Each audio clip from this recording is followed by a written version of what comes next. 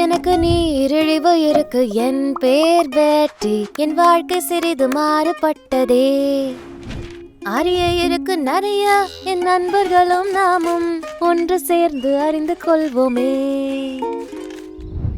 நீரிழிவு நோய் சிறந்த நண்பர்கள். இன்சுலின் ஊசி போடுவது எப்படி?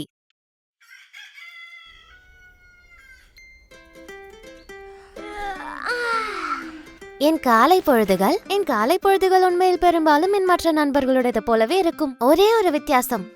இங்கே பாருங்க, மிகவும் பிரமாதமானது, உண்மையிலே அற்புதமானது, முற்றிலும் தனித்துவமானது, மிகவும் பிரமிக்க வைப்பது, முற்றிலும் பரபரப்பானது.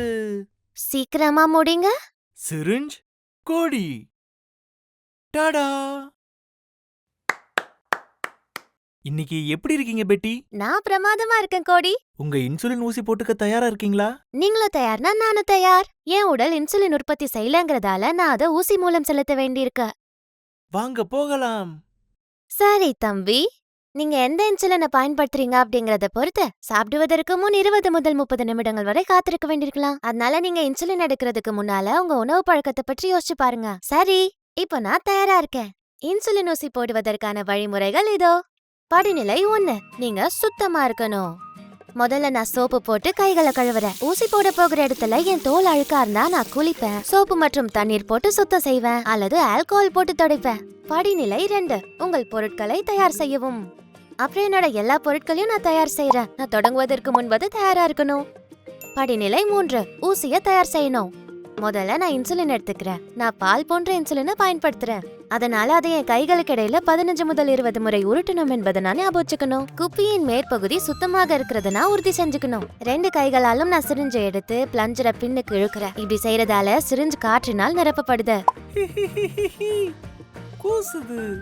சரி, இப்போ நான் குப்பிக்குள்ள காற்றை செலுத்த வேண்டிய நேரம் வந்தாச்சு.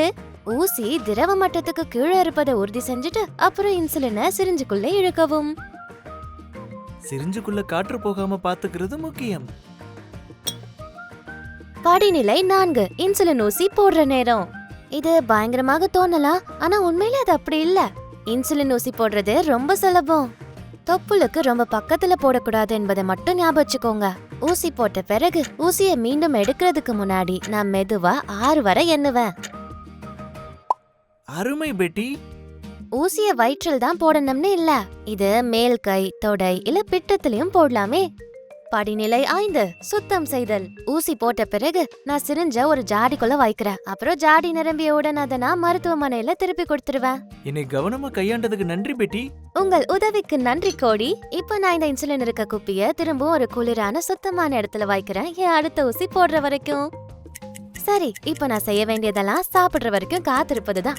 நான் இந்த வழிமுறைகளை பின்பற்றி இன்சுலினை சரியா பயன்படுத்தினா மகிழ்ச்சியா ஆரோக்கியமா இருக்க முடியும் நம்புறேன். பெட்டி, எவ்வளவு இன்சுலின் எடுக்கணும்னு உனக்கு எப்படி தெரியும்?